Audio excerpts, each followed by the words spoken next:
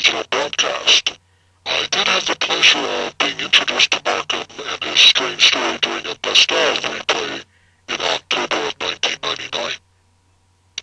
However, I do remember seeing a short blurb about the initial incident on a national news broadcast just days after it happened in early 1995, so this is a documented case. Affectionately christened Madman by Art Bell, Michael Markham was arrested on January 29, 1995, after stealing 6 unused transformers from a power station near Kansas City, Missouri.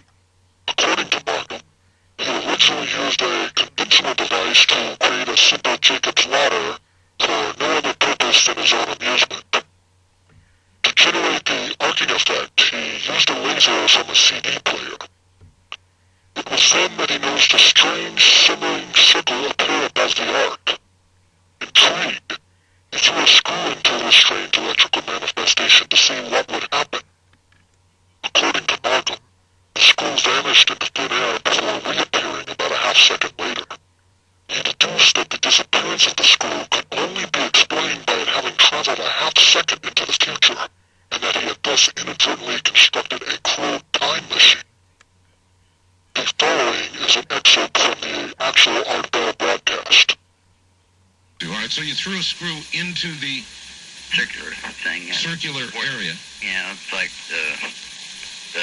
I've talked to a couple of physicists. They call it a vortex, but alright, you threw it into what we'll call the vortex. Yeah.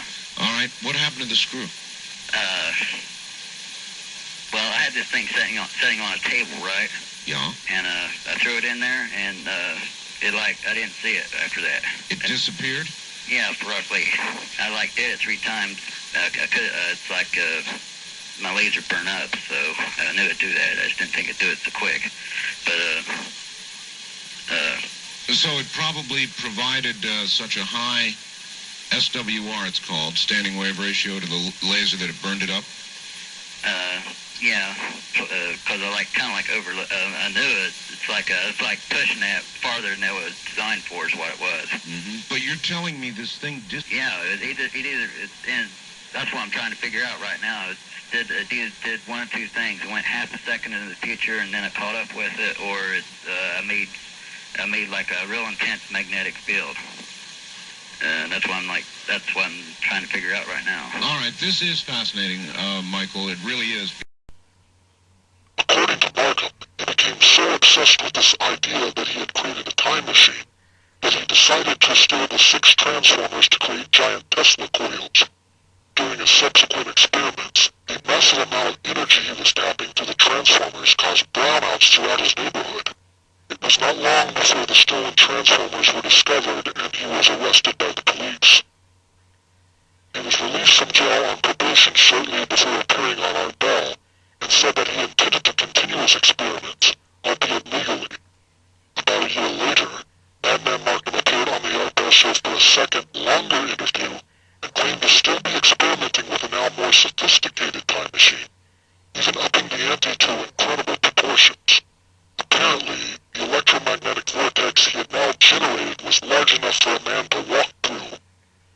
Art Bell compared what Markham was doing to the Philadelphia experiment, and suggested that he throw an insect or animal through the vortex to test it before walking through it himself.